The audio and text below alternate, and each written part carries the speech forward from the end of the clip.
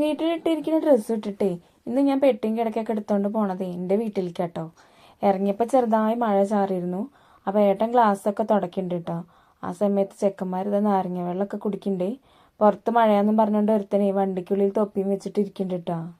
വരണ വഴിയിൽ നിന്ന് നമ്മൾ കുറച്ച് മീനും ബേക്കറിയൊക്കെ വാങ്ങി കൈ പിടിച്ചു. നമ്മൾ വരുന്നുണ്ടെന്ന് വിളിച്ചറിഞ്ഞപ്പോഴേ മഴയൊക്കെ ആയതുകൊണ്ട് അച്ഛൻ പാടത്തിറങ്ങി നിന്നിരുന്നു കേട്ടോ നമ്മളെ കൂട്ടാൻ വേണ്ടിയിട്ട്. പിന്നെ ഏട്ടന്മാരെ കണ്ടപ്പോൾ വളരെ സന്തോഷം കാണേണ്ടത് തന്നെ ഏട്ടാ.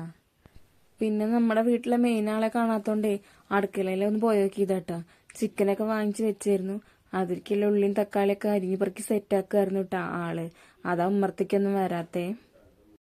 പിന്നെ മുത്തു പഴുത്ത മാങ്ങയും പാലൊക്കെ ഇട്ട് അടിച്ചൊരു ഐസ്ക്രീമും സെറ്റാക്കി വെച്ചിരുന്നു കേട്ടോ. അപ്പം നമ്മളെല്ലാവരും കൂടെ അതിരുന്ന് കഴിക്കുകയാണ്.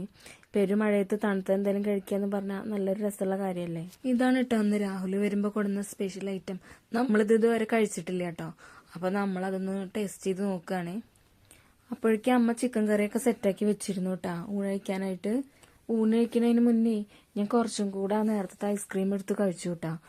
അപ്പം എൻ്റെ കത്തി വെക്കാൻ വേണ്ടിയിട്ട് അച്ഛനും അമ്മയും അടുത്ത് വന്നിരിക്കുന്നുണ്ട്. സംഭവം എന്തായാലും പൊള്ളി ടേസ്റ്റ് ആയിരുന്നു കേട്ടാ. പിന്നെ തണുപ്പ് എനിക്ക് വേണ്ടാന്ന് പറഞ്ഞത് മാറി നിന്ന് അമ്മ പോലും ഞാൻ കഴിക്കാണ്ടിട്ട് കഴിക്കാൻ വന്നു കേട്ടാ.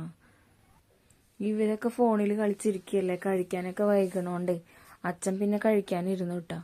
അതിനിടയിൽ എന്തോ ഒരു പീസ് അമ്മയ്ക്ക് കൊടുക്കണുണ്ട്. എവിടെ പോയാലും ഫോട്ടോ പ്രഹസനം നമുക്ക് മുഖ്യാണല്ലോ. അപ്പൊ പിന്നെ അതിന്റെ ഒച്ചയും വിളിയൊക്കെ കേട്ടിട്ട് ഉറങ്ങിക്കിടന്നിരുന്ന് ഇവിടെ എഴുന്നേറ്റ് വന്നിട്ടാ. അപ്പൊ ഇന്നത്തെ വീഡിയോ ഇത്രയേ ഉള്ളൂ. ഇഷ്ടമായ സപ്പോർട്ട് ചെയ്യണേ, സബ്സ്ക്രൈബ് ചെയ്യണേ.